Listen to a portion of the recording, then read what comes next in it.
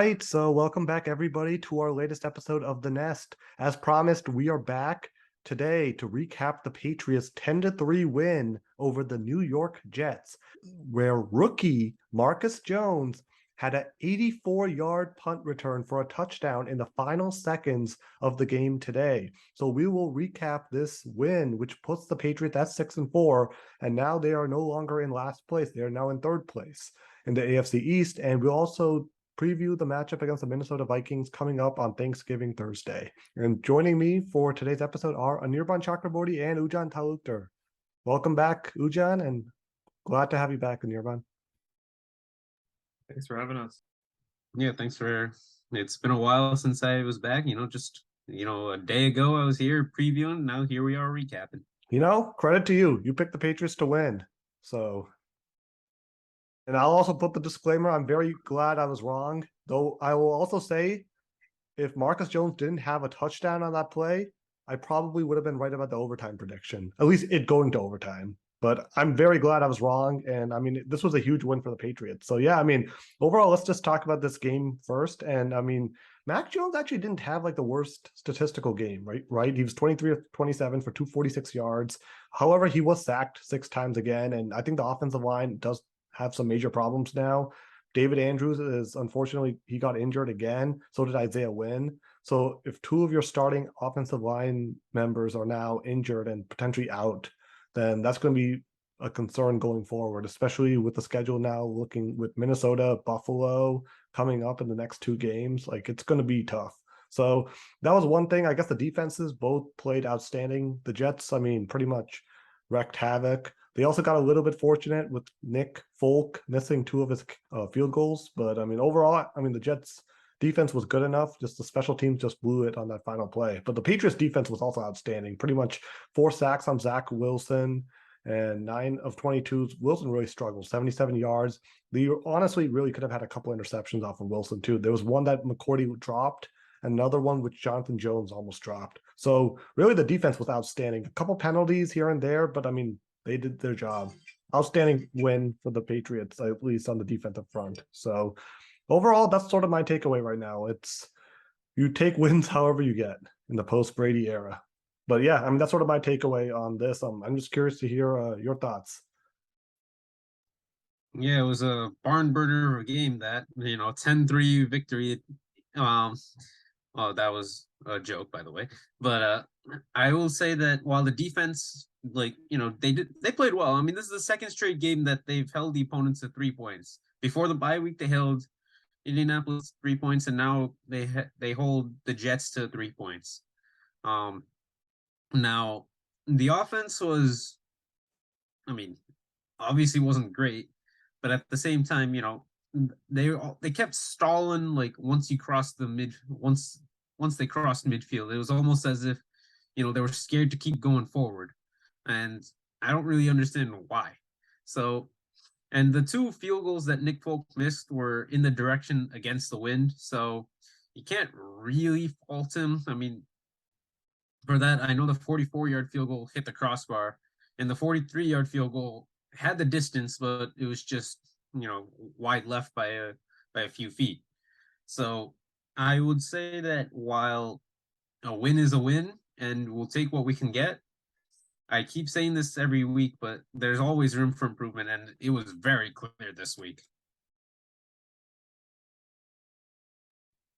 Yeah, this is one of those games where it's got to be really frustrating to be on the losing side. And honestly, I kind of feel like this is probably the Jets are probably feeling like how we felt after losing to the Packers, where if they just had a little more offensive, like literally anything more, then they take this game pretty nicely. And just to highlight the Jets for a sec, they've been a really interesting team, like taking down the Bills, really showing off, I think, a really elite defense this season. They're like top 10 defenses easily, and they showed that today again. But I just feel like, they're also having a similar problem of their quarterback situation and really getting it rolling. Though I would say that, you look at between the 2 of them, QBR, just Hack Wilson was slightly better, but that's because he had a 9 for 22 with 77 yards versus Mac was 23-27 for 246.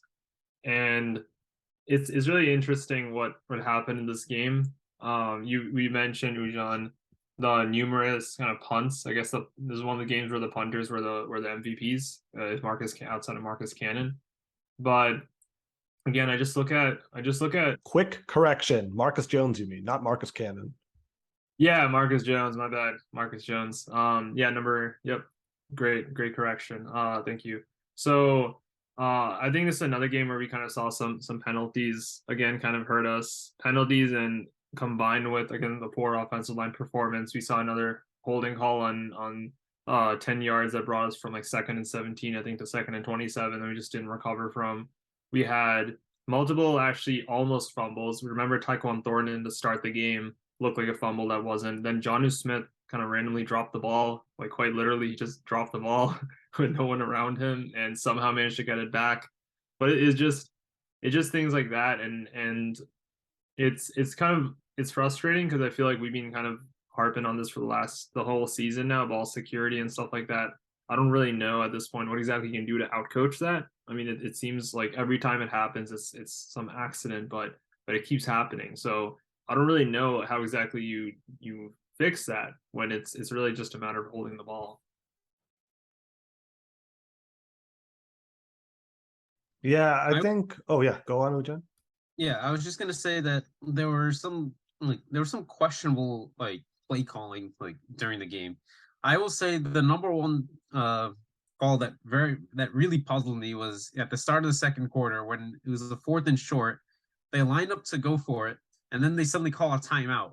Like, they had the entire quarter break to think about what they were gonna do, and clearly they didn't like what they were seeing. And then suddenly, oh, kick the field goal, and oh, it's also against the wind.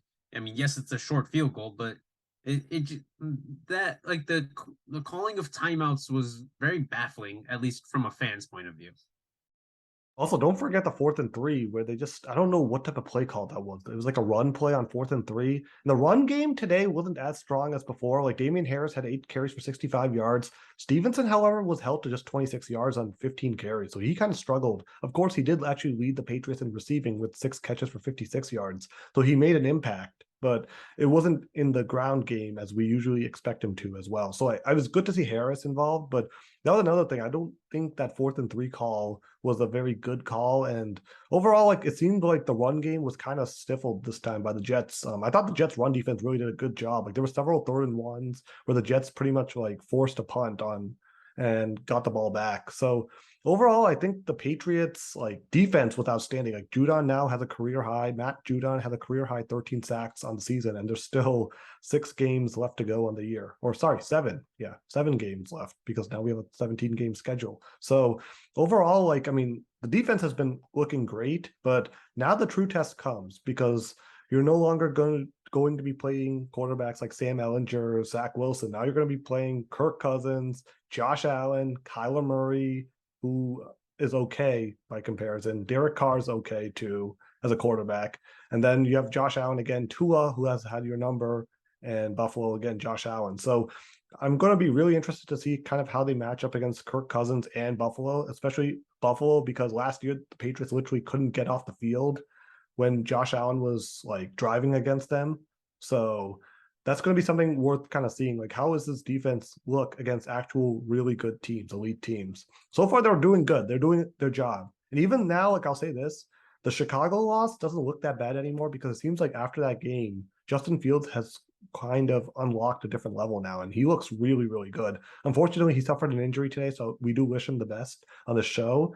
But that said, like it does seem like the Justin Fields we saw against the Patriots on Monday night, he looks really, really good now. So there's really no shame in losing to a quarterback who of his caliber when he's playing at that level, which it looks like he is doing now. So that said, like the defense has definitely buckled down. But I mean, I think the offense, I am kind of concerned now because you can't win games like scoring like just 3 points on offense. Sure, you can do it like once or twice a year, maybe, but I don't know if you can consistently maintain that. You can't, right? So it's kind of a concern, but yeah, we'll see. Does anyone else want to discuss this game, or do we want to kind of move on to the Vikings? We're on to Minnesota. Yep. And that's on Thanksgiving night. And first time since 2012 that the Patriots will be on Thanksgiving. And last time it was against the Jets, of course, the famous butt fumble with Mark Sanchez. So this time, and that was also the primetime game at the time, 8 o'clock. So yeah, I mean, the Vikings are a very good team this year. I mean, they're 8-1. They are currently losing to the Dallas Cowboys. 23-3 was what I checked at halftime. I don't know if the 30 to second 3. half. Oh, it's 30-3. Okay. Well, yeah, I mean, so they're really struggling, and actually that's kind of a worrying sign for me because I was hoping if they could beat Dallas and go to 9-1, they might overlook the Patriots. But if they lose this game in a blowout fashion, they're definitely going to be more like eager to get back on the right track. So let's just talk about the Vikings quickly. Obviously, usually we like to do the show when we have all the full statistics, but since that game's ongoing, we don't have that. But the Vikings offense is very good. Kirk Cousins has had a great year. Justin Jefferson and Adam Thielen are two of the better wide receiver duos in the league. Justin Jefferson is probably the best wide receiver in the game right now in the league. So, and then they have Dalvin Cook at running back. So, and Alexander Madison as well. They have a loaded offense.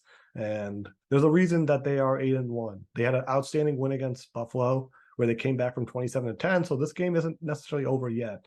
But just for the record, the 30 points they've allowed this season right now ties what they allowed against Buffalo.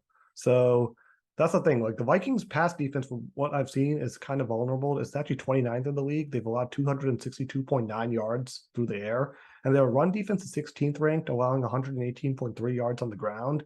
So, but the thing is, their defense does have a knack for making plays at the right time. They have a way to sort of make a play when it really matters. Like they did against Buffalo. They intercepted Allen in overtime, and they also forced that fumble in the end zone where they recovered for a touchdown when Buffalo just needed to get it out of the end zone to win the game. So they have a way to make plays when necessary. So this is going to be a good matchup.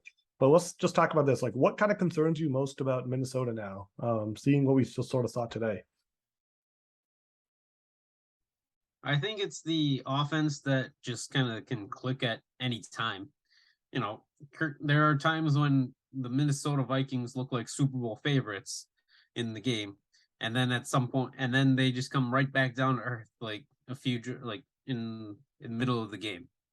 You know, the thing is, like having now, I haven't seen a lot of Minnesota games this season, but at least one thing that I've observed, at least like looking at box scores and how the game plays out, is they start off fast and then they kind of like they're very stagnant in the second and third quarters before picking up their game in the fourth quarter. And it was very evident against Buffalo. They're down 27-10 in the third quarter, and then they come storming back to take the lead and eventually win in overtime.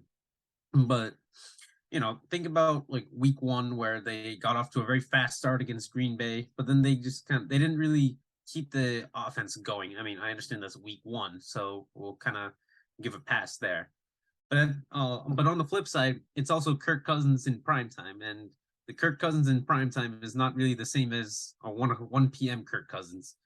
So, and evidence of that was the 3 interceptions he threw against Philadelphia in week 2 on a Monday night game. So you just don't really know which Minnesota is going to show up for this game. And I think that's what makes this game intriguing for sure. Yeah, I mean, for me, I think what makes it intriguing, first of all, there is a bit of the inconsistency that Ujan mentions, especially during prime time. But I think the Vikings defense hasn't exactly been among the top. I mean, you look at some of the point totals they gave up. Yeah, their best game was against the Packers, giving up 7 there, but they gave up 24 to the Detroit, 25 to the Saints, 22 to the Bears. I think that was before the Patriots game where the Bears kind of awakened. I mean, then it was like 16 to the Dolphins, 26 to the Cardinals. So like they don't really post a lot of like shutout, close down kind of games like the Patriots defense would.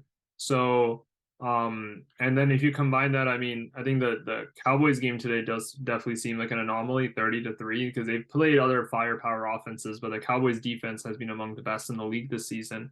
I'd say the Cowboys and Patriots defenses I wouldn't say there's much separating them, to be honest. I mean, obviously Micah Parsons is the guy to watch on Dallas, but I mean, we just mentioned Matt Judon's having a career season.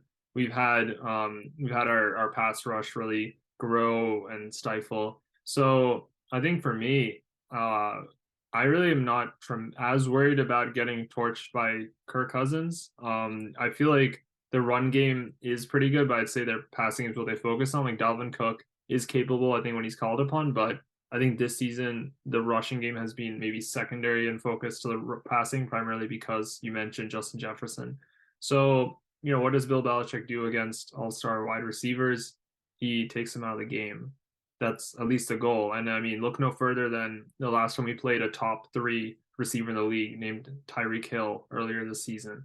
And he got, I think, around 70 yards or so, but barely any yards after catch. So I think we're going to expect to see a game where they put a similar defensive plans around Justin Jefferson, like maybe surrounding him with coverage to avoid the yards after catch. He's a little different from Tyreek because Tyreek kind of catches it anywhere and just sprints off toward the end zone. Justin Jefferson's a pretty tall guy. He can actually beat out double or triple coverage. I think we've seen that. So I wouldn't be surprised if they have some kind of zone coverage to really try to isolate Double J the best they can.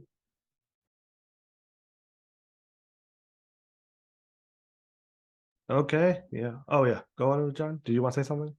Yeah, I did, and I like everyone mentioned, it's going to be Bill Belichick's going to try to take away Minnesota's number 1 wide receiver threat, and that is going to be Justin Jefferson. But that at the same time, that opens up opportunities for Adam Thielen, and then T.J. Hawkinson has been doing well for Minnesota since he came over. I would say Irv Smith is one to look out for. So it Minnesota has the potential to put up a lot of points on the Patriots defense, but Matthew Judon has been used, like, I wouldn't say he hasn't been overused. So, and especially now the Patriots have played just one game since the bye week. I think he'll certainly have an impact, and Kirk Cousins is prone to turning the ball over. So I think like I said, this is potentially a game that the Patriots could sneak a victory in. Yeah, just for reference, Kirk Cousins today has been sacked 5 times already. So Zach Wilson was sacked 4 times. So the Vikings offensive line is solid, or I don't actually even know how good of their offensive line has been this year. But like Cousins this year has thrown 8 interceptions. So he's a little bit on the higher end for picks at this point of the season. He's actually 30th ranked. So yeah, I mean, 30th ranked, he's definitely struggled a bit in the interceptions. And I mean, this year he's also been sacked 20 times so far this year. I guess 25, including this game. So, I mean, I think getting to Kirk Cousins and kind of getting pressure to him, like that's going to be the key. Basically, just continuing to have your defense sort of take over the game and really try to get a chance like today. Really just like kind of like today's game plan, essentially. It's really just going to be like this, like where basically your defense keeps giving you opportunities and eventually you just got a one break and you pull through. I mean, literally that's what happened today. The defense just basically kept on making the stop and eventually you got the touchdown on the punt return, which your defense forced the punt. So, I mean, I guess that's going to be the one way for you to win this game at this point. But yeah, I guess let's go to score predictions. Are we ready for that? Going to be a little interesting. Okay, Ujan, I guess you go first. You predicted the Jets game correctly. So, what are you seeing on Thanksgiving? Well, like I said, Kirk Cousins struggles on Thanksgiving, or not Thanksgiving, but prime time, and this is also a team that's led by a first-year coach, Kevin O'Connell. And while I do like give him a ton of credit for, changing the culture at US Bank Stadium, I do believe that the record for Bill Belichick against first-year coaches, which is very good, will continue to be very good. I don't really know what the spread is at this time, but I actually do think that the Patriots are going to pull out this victory.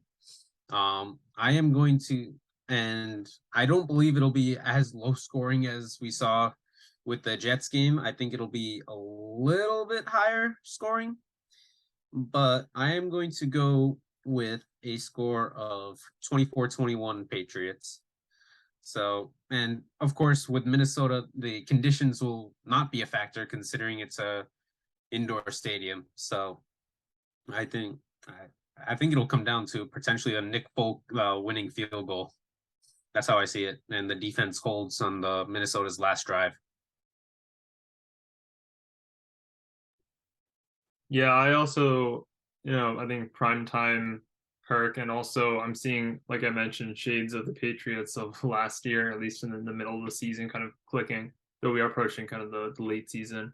I think we can pull it out, but we'll have to score more than 10 points to do that. So I think we'll probably see a scoreline maybe like 17-14. I think the Patriots defense, there isn't much separating them, in my opinion, from the Dallas Cowboys. And it's we just need a game on prime time, and I think the Patriots are pretty good on prime time versus maybe less so with Kirk. So that's how I'm going. I'm gonna go 17-14 Patriots. Okay, so initially I was leaning towards picking the Vikings, especially because it's now 37-3, so the Cowboys just scored another touchdown. But I don't know, maybe the Kirk Cousins on primetime thing is definitely it definitely is a thing. He definitely struggles on primetime.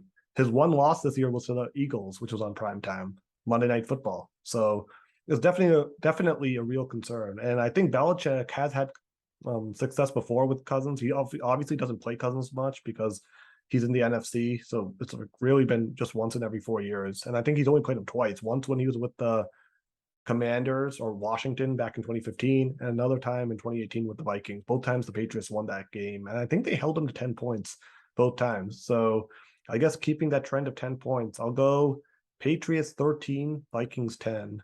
So that will be my prediction. Okay. I mean, I'm riding the optimism a little bit now. I don't know why I'm feeling optimistic, but maybe this game will sort of lead something bigger. Hopefully they can go 7-4 and then go into that Buffalo game at 7-4. So Buffalo's also playing on Thanksgiving. So they're playing the Lions on Thanksgiving. So at least we'll have two AFC East teams playing on Thanksgiving this year, which will be interesting. So let's see how it goes. Okay, that will be our prediction this week. Obviously, we'll be back again next weekend to recap the Vikings game. But until then, everyone, enjoy the Thanksgiving week, enjoy the Thanksgiving dinner, enjoy all the time with your family and friends. And yeah, we'll be back again next weekend. Have a good one. Happy Thanksgiving. See you.